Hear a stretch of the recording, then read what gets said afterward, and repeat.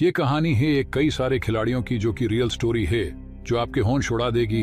ये लोग अपने ही दोस्तों और रिश्तेदारों के मांस खाने पे मजबूर हो गए और ये लोग यहाँ पर कैसे फंस गए और क्या बच पाते हैं कि नहीं, ये जानने के लिए देखिए पूरी स्टोरी। कहानी की शुरुआत होती है 13 अक्टूबर 1972 को, जब यूरुग्वे की रग्बी टीम एक खास मैच के लिए एरोप्लेन से चिले जा रही थी। उनमें से ज्यादातर लोग पहली बार देश से बाहर जा रहे थे, इसीलिए काफी खुश थे। कुछ के तो परिवार वाले भी उनके साथ आए थे। उड़ान भरने के कुछ समय बाद जब वो चिले और अर्जेंटीना के बीच मौजूद एंडस पहाड़ों के ऊपर से उड़ रहे थे तो अचानक से उनका प्लेन हिलने लगा। जल्द ही बैलेंस बिगड़ गया और उनका प्लेन नीचे जाने लगा। फिर भी पायलट्स ने उस खतरनाक तूफान से प्लेन को निकालने की कोशिश की।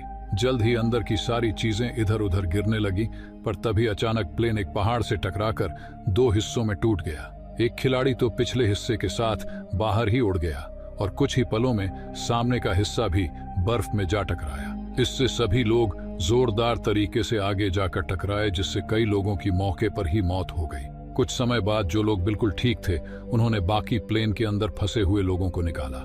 उनके चारों ओर खून ही खून था, पर सबने एक दूसरे को शांत करने की कोशिश की। 2 लड़के पायलट के पास गए, पर उसने भी जल्द ही दम तोड़ दिया। जल्द ही रात भी हो गई और तापमान तेजी से गिरने लगा, इसीलिए वो सब बैग्स और लाशों से प्लेन का छेद बंद करके अंदर छुप गए। इस हादसे से कुछ लोग बहुत गहरे सदमे में थे, तो बाकियों ने उन्हें जैसे तैसे सहारा दिया। जब सुबह हुई तो उन्होंने देखा कि 3-4 और लोग ठंड की वजह से मर गए थे। अब तूफान थम चुका था, इसीलिए वो बाहर निकले, पर वहां बर्फ की चादर के सिवा कुछ नहीं था। फिर उन्होंने यहाँ जिंदा रहने के लिए सारा प्लेन खाली करके सबके सोने की जगह बनाई और फिर जख्मी लोगों को धूप में लिटा दिया। फिर उन्होंने सारे बैग्स की छानबीन करके खाना और जरूरी चीजें इकट्ठा की। इसके बाद सारी लाशों को बाहर इकट्ठा करके उन्हें बर्फ से ढक दिया गया ताकि वह सड़े ना। पहले ही दिन उनमें से 11 लोग मारे जा चुके थे और एक लड़का तो बेचारा हवा में ही उड़ गया था। सब कुछ संभाल कर वो कुछ खाने बैठ, पर वो जानते थे कि यही खाना उन्हें न जाने कितने दिनों तक चलाना होगा। तभी अचानक उनके ऊपर से एक प्लेन उड़ा तो वो सब मदद के लिए चिल्लाने लगे, पर इसका कोई फायदा नहीं हुआ। खैर, दूसरी रात को वो लोग ज्यादा से ज्यादा कपड़े पहनकर प्लेन के छेद को बैग से ढककर सो गए। फिर तीसरे दिन आखिरकार नेंडो नाम के एक लड़के को होश आ गया और बाकियों ने उसे इस हादसे के बारे में बताया। उसकी हालत बेहद खराब थी, पर फिर भी वो रेंगता हुआ अपनी बहन के पास गया। जब नेंडो ने अपनी माँ के बारे में पूछा तो बताया गया कि उनकी तो मौत हो चुकी है। बाद में उन्होंने बर्फ को पिघलाकर पानी बनाया, साथ ही उन्होंने जमीन पर बैग से एक्स बना दिया ताकि जो भी उसे देखे समझ जाए कि उन्हें मदद की जरूरत है। बाद में एक और प्लेन आया और उन्होंने खूब हाथ पैर मारे, लेकिन कोई फायदा नहीं हुआ। अगले दिन फिर से एक प्लेन आया, पर वह काफी दूर था, जिसका मतलब यह था कि सरकार को अभी पता नहीं है कि वो लोग हैं कहाँ पे। इसीलिए वो उन्हें अलग अलग इलाकों में ढूंढ रहे हैं। फिर उन्हें याद आया कि प्लेन के पिछले हिस्से के अंदर बैटरी थी, शायद उनकी मदद से प्लेन का रेडियो सिस्टम चलाया जा सके। इसीलिए वो सब उस हिस्से को ढूंढना चाहते थे। जल्द ही उन्होंने कांच और लेदर से गॉगल्स बनाए और 4 लड़के पहाड़ की ओर निकल गए। जब वो थोड़ी दूर पहुंचे तो उन्होंने देखा कि क्रैश वाली जगह बर्फ की वजह से दिख ही नहीं रही थी और इसीलिए शायद उन्हें बचाने के लिए कोई नहीं पहुंच पाएगा। तभी वहां बर्फ खिसकने लगी और उन्होंने वापस लौटने का फैसला किया। इसी तरह दिन बीते और 1 हफ्ते बाद सारा खाना खत्म हो गया। उस इलाके में कोई जानवर या पौधे नहीं थे, इसीलिए उन्होंने पत्थर पर जमी हुई काई को खाने की कोशिश की, लेकिन उसका स्वाद जहर से कम नहीं था। तब नेंडो ने भूख की वजह से कहा कि अगर उसे लाशों का मांस खाना पड़ा तो वो खा लेगा, और इस पर सभी लोगों के बीच बहस छिड़ गई। समय के साथ उनकी भूख इतनी बढ़ गई कि वह जूते के फीते और सिगरेट्स तक खाने लगे। फिर 8वें दिन नेंडो की बहन की मौत हो गई और कोको ने अपने माँ बाप के लिए एक खत लिखा। अगले कुछ दिनों तक वहाँ कई बर्फीले तूफान आए, मगर उन्होंने प्लेन में छिपकर अपनी जान बचाई। पर 21वें दिन तक कुछ लोग तो भूख के मारे पागल से होने लगे, तो आखिरकार बाकियों ने उन्हें लाशों का मांस खाने की इजाजत दे दी। फिर वो बाहर गए और कांच से मांस काटकर खाने लगे। ये देखकर कुछ और लोगों ने भी अपना मन बदल लिया। आखिरकार उनमें से सिर्फ 5 लोग ऐसे बचे जिन्होंने नरभक्षी बनने से बढ़िया मरना सही समझा। फिर अगले दिन उन्होंने लाशें दूर ले जाकर काटनी शुरू की, जिससे बाकियों को तकलीफ ना हो। कुछ समय बाद उन्हें बर्फ में एक सूटकेस मिला जिसमें एक रेडियो निकला। फिर उन्होंने जुगाड़ से एंटीना बनाया और रेडियो सुना तो पता चला कि सरकार ने उन्हें ढूंढने के लिए 66 बार हवाई जहाजों को भेजा था, पर सभी उन्हें ढूंढने में नाकामयाब रहे। इसीलिए सरकार ने अब उन सबको मरा हुआ घोषित कर दिया था। ये सुनकर उन सबकी हिम्मत टूट गई और उन बाकी बचे हुए 4 लोगों को भी मांस खाना पड़ा, क्योंकि वो लोग जानते थे कि उन्हें बचाने के लिए अब कोई नहीं आने वाला। इसके बाद 3 लड़के फिर से प्लेन का पिछला हिस्सा ढूंढने के लिए निकले।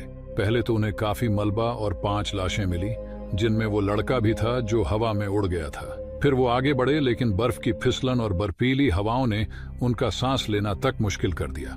रात को उन्होंने सोने की कोशिश की, मगर चारों ओर तूफान था। अगली सुबह जब वो उठे तो जिंदा थे, लेकिन एक को दिखना बंद हो गया और बाकी 2 काफी कमजोर हो गए। इसीलिए वो लोग मलबे में बैठकर नीचे आ गए। ऐसा खतरनाक मंजर देखकर उस आखिरी आदमी ने भी मांस खा लिया और रोते रोते सो गया। अब 17वें दिन तूफान को चलते 5 दिन हो गए थे। वो सब जहाज में बैठकर एक दूसरे को कहानियां सुना रहे थे कि अचानक जोरदार तूफान ने जहाज को बर्फ से ढक दिया। ज्यादातर लोग बर्फ में दब गए और 3-4 जो ऊपर थे वो काफी घबरा गए। एक लड़के ने बाहर जाकर देखा कि तूफान बढ़ता ही जा रहा था। फिर उन्होंने पूरी ताकत से बर्फ खोदकर अपने दबे हुए साथियों को बाहर निकाला। उन्हें बर्फ को पिघलाने के लिए उसके ऊपर पेशाब करना पड़ा। बहुत संघर्ष के बाद आखिरकार सब बाहर आ गए, लेकिन एक औरत इतनी नीचे दबी हुई थी कि वह बेचारी वहीं मर गई। तभी उन्होंने एक अजीब आवाज सुनी और वो समझ गए कि तूफान का जोरदार झटका फिर से आने वाला है। भयंकर तूफान की वजह से एक बार फिर से कुछ लोग बर्फ के नीचे दबकर मर गए। बचे हुए लोगों ने सांस लेने के लिए फिर से बर्फ को खोदा, पर उनकी हिम्मत अब टूट रही थी। बाद में उन्होंने हौसला करके 8 लाशों को इकट्ठा किया। 18वें दिन उन्हें दबे हुए 2 दिन हो चुके थे। अब उनके पास बिल्कुल खाना नहीं बचा था, तो वो समझ गए कि उन्हें क्या खाना पड़ेगा। लेकिन यह उनके लिए बिल्कुल भी आसान नहीं था, क्योंकि इसके अंदर उनके दोस्त, भाई बहन, रिश्तेदार थे। इससे नुमा नाम के एक लड़के को बहुत गुस्सा आया और वो खिड़कियां तोड़ने लगा, जिससे हुआ तो कुछ नहीं, बस कांच उसकी टांग में घुस गया। लेकिन वो रुका नहीं और लगातार खोदता रहा। आखिरकार 20वें दिन उन्होंने एक छेद बना लिया, जिससे बचे हुए लोग बाहर आ गए। कुछ पलों के लिए उन्होंने जिंदा होने की खुशी मनाई और फिर प्लेन से बर्फ हटाने में जुट गए। नुमा ने देखा कि उसकी टांग में कट था, पर बर्फ ने उसके पैर को सुन्न कर दिया था। धीरे धीरे मौसम बदला और उन्होंने प्लेन को बाहर निकाल ही लिया।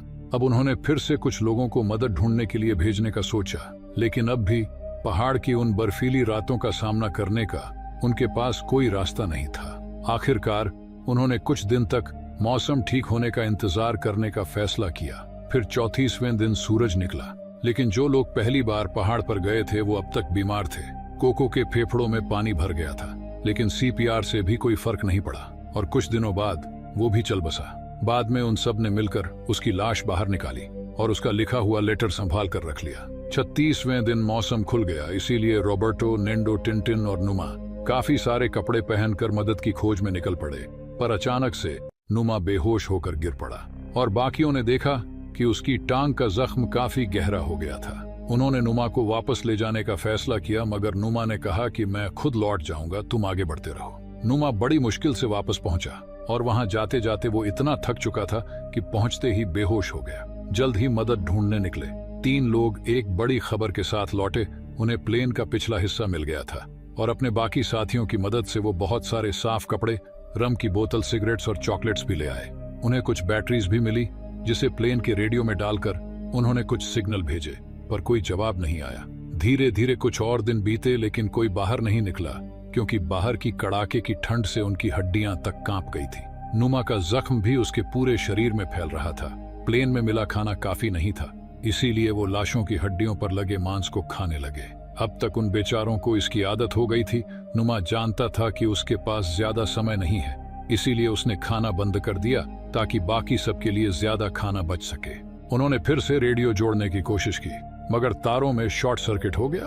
फिर उन्होंने गुस्से में प्लेन पर सभी जिंदा लोगों का नाम लिखा और प्लेन के नए हिस्से में चीजें ढूंढने निकले।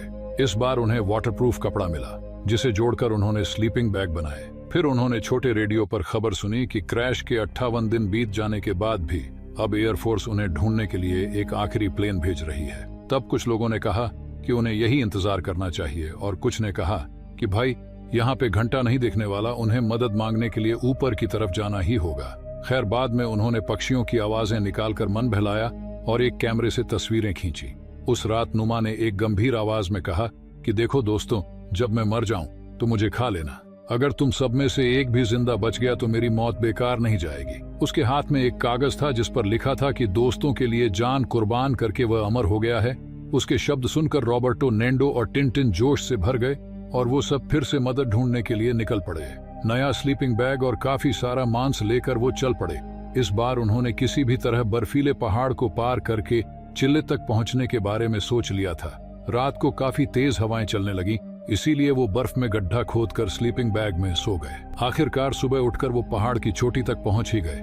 लेकिन यह क्या, उन्होंने देखा कि उनके सामने अभी भी सैकड़ों किलोमीटर का रास्ता बाकी था। तब एक बार को तो उन्होंने वापस लौटने के बारे में सोचा, लेकिन अब उनके पास इतना खाना नहीं था। लेकिन फिर टिनटिन ने वापस जाने का फैसला किया ताकि रॉबर्ट और नेंडो आगे बढ़ सकें, क्योंकि अगर सिर्फ 2 लोग खाना खाते हुए आगे बढ़ेंगे तो ज्यादा दूर तक जा पाएंगे। उनका सफर मुश्किलों से भरा हुआ था, पर काफी देर चलने के बाद आखिरकार वो नीचे आ गए जहां बर्फ कम थी।